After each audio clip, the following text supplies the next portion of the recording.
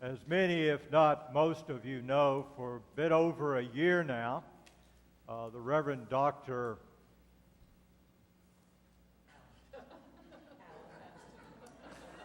Have you ever had one of those moments?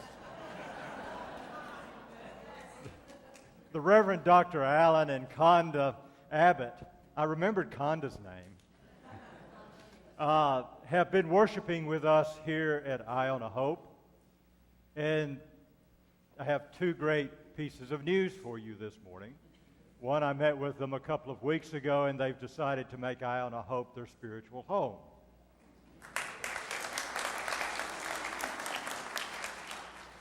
The second is a dream come true. Since meeting him and getting to know him, I have wanted to hear Alan preach. So this morning, we welcome Alan as our guest preacher. Welcome. What's your name?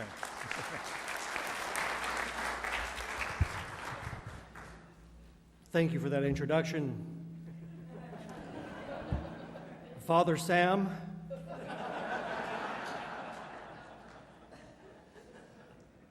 Now, Conda and I are thrilled to be a part of the Iona-Hope family.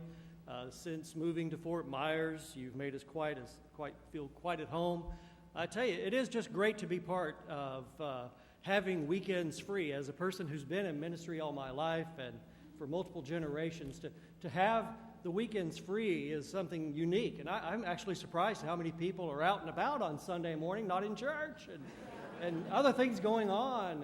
But this is where we want to be. And I tell you, we are really, really happy as well. Both of us come from a different faith tradition.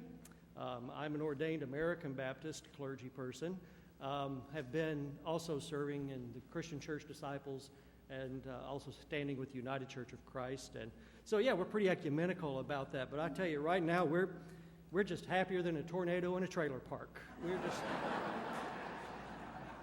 glad to be part of a family of God, of wonderful people, and we've learned so much since we've been here. Look forward to learning more. The gospel text today raises a very important question that's still relevant for us today. Because it asks, what would it take for you to drop everything and follow someone? Today we might say, what would it take for you to change everything and be reoriented to focus your life in a whole new direction? Now, this is the final healing story in Mark's gospel. All right? And you've read Mark's gospel.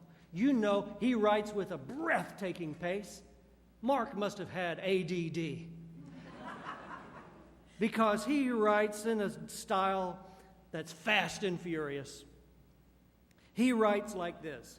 You should have seen Jesus go. Oh my goodness, it was just like this and that and the other. First, there was this man with an unclean spirit, and Jesus reached out and touched him, and he was healed. And then the next thing you know, suddenly, Simon's mother-in-law had a bad fever. We thought she was going to die. Jesus came over, touched her, she was healed. But immediately, there was a leper in Galilee, so we ran over there, and Jesus took care of that one. And next, there was a paralyzed man whose friends actually destroyed a thatched roof and dropped him down in the middle of the room, and Jesus was so impressed with that, he healed him. And then there was this guy who comes up with a withered hand, and down in Gadara, a crazy dude living in a cemetery, cutting himself with stones, must have been possessed by a demon. And I mean, by the time you get to about the 8th chapter of Mark, you're just exhausted.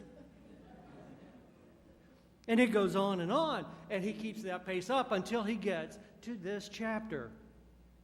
He said, but wait a minute, this one is something special.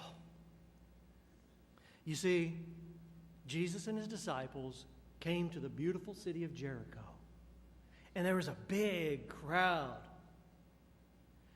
But there was also this blind beggar, Bartimaeus, living on the side of the road. He'd been there for years.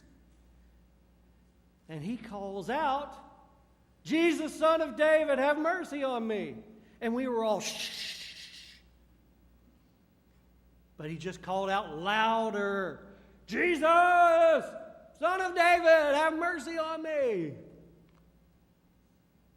And so Jesus stood still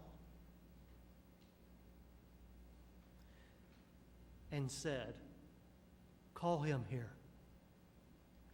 Bartimaeus jumped up to his feet, threw off his cloak, and walked right up to Jesus as if he could see him all the time.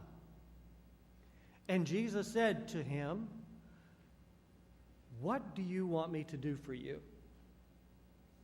Now, we're at a little bit of a disadvantage because we're readers and we didn't get to hear how it was said. Jesus might have just kind of rolled his eyes and says, "Smile politely, but here is another sickness to be cured, another demon to be released, another problem to be solved, another feverish mother-in-law that needs to be unfevered, I don't know. And just name it. Tell me what it is that I can do for you." This reminds me, in a former position that I held, I was in a small town in Nebraska for a while, and there was a big billboard in this small town. And the top of the billboard said, "Lonely? ? Come to our church." It gave the name and the address of the church. And I thought, that's kind of nice. And then a couple of weeks later, the sign changed. The top of the sign now said, "Depressed? ? Come to our church." So I asked, "How often do you change the sign?" And they said, "Every month." I said, "You must have a very interesting congregation over at that church."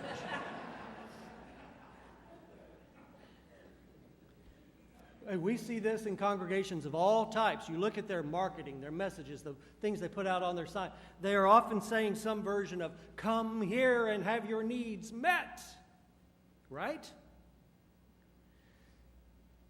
And, it's true. We are living in a totally different world than what most of us grew up in. We are competing with multiple entertainment options in a consumeristic society that is suffering from affluenza. But let me tell you a dirty little secret that we clergy know.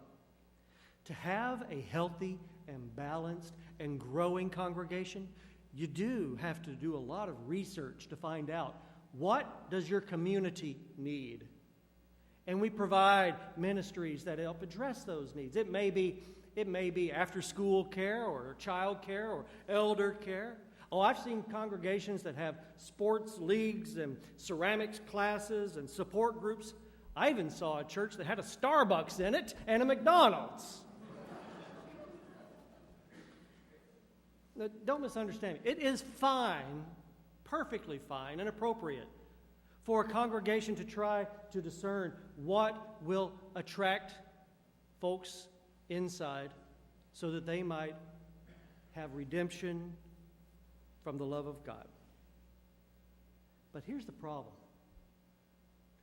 When a congregation devotes all of its staff and its time and its volunteers and its budget and all of its activities simply to providing goods and services that we want, we're going to miss the call of the gospel. And that's what makes the Bartimaeus story different in the book of Mark.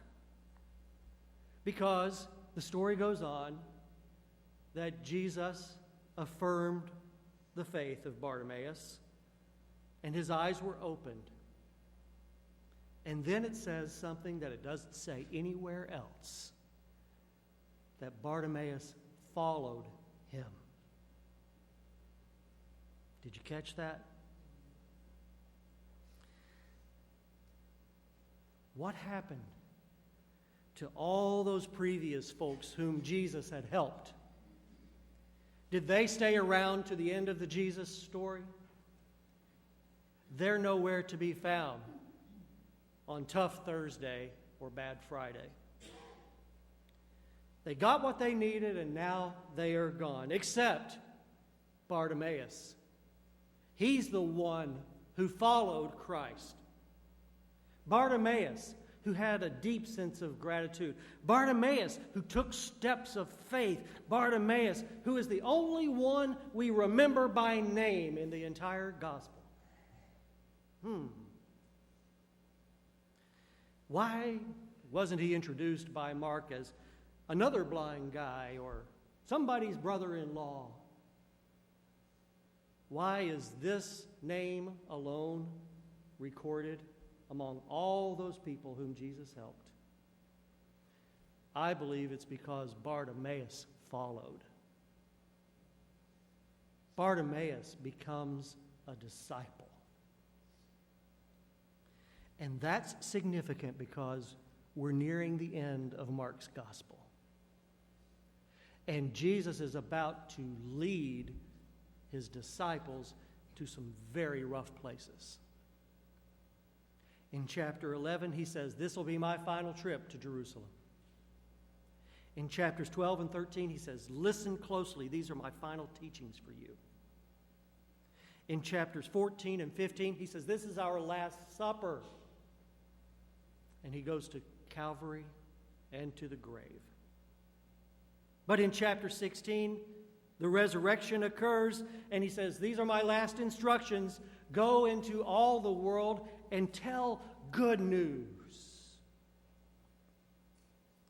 You see, our salvation calls us to follow Jesus. Our salvation is not a product that we have purchased with our penance. Our salvation is not fire insurance that we cash in on the deathbed. Our salvation is being made spiritually whole. It is our fulfillment. Our salvation has moral and social implications and reciprocal obligations. Our salvation means following Jesus, and he will lead us wherever God's love and justice are needed. Lord, help us to see again.